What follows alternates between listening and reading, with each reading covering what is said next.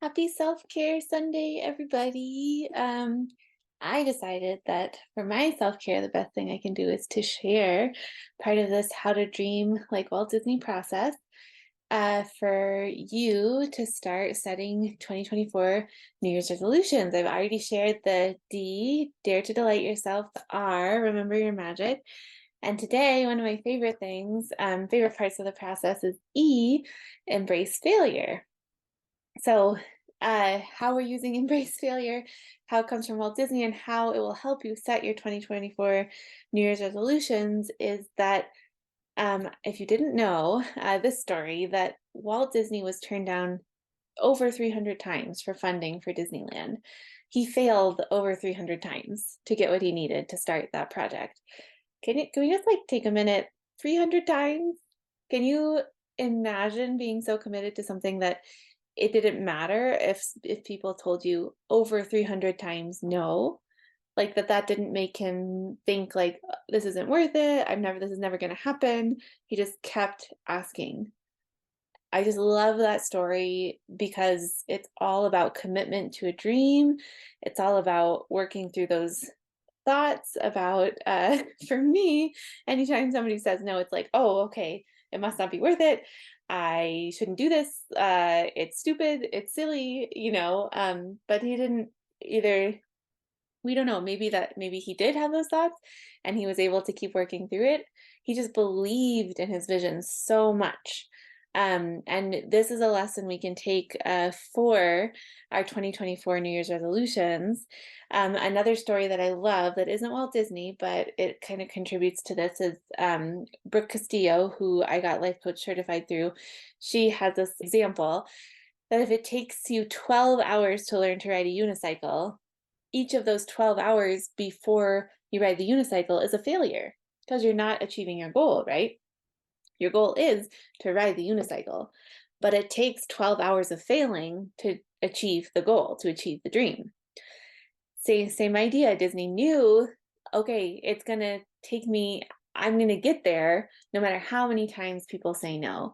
So we use this step in this How to Dream Like Walt Disney to set your 2024 New Year's resolutions. I want you to think like if you knew that you were going to fail 300 times, what would still be worth doing, right? Like at the end of the year next year, December 31st, 2024, you're in it, right? You have created a big dream, and what would be worth failing 300 times for? Or what would you do if you knew that you were going to fail 300 times and still get there, right? Because like a lot of times our brain has an idea and it's like, oh no, that's going to be really hard. People are going to say no. It's new, it's weird, like nobody's going to get it. But if you knew that even, you knew it was going to take 300 times, but then people would get it and then somebody would say yes, right? So what would it be worth doing at the end of next year? So just give yourself some time to think about that. For Castillo, she says, it might be possible to succeed the first time you try something, but I don't know anybody who has. So embracing failure is a very important step to creating big dreams.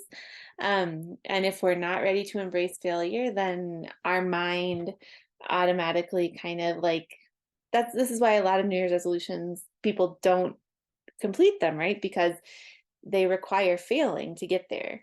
And our brain, if we're not ready for that failure, our brain is just going to make that failure mean that we should stop. But if we're ready for it, we can make that mean that we're on our way there, that we need the 300 failures to get there.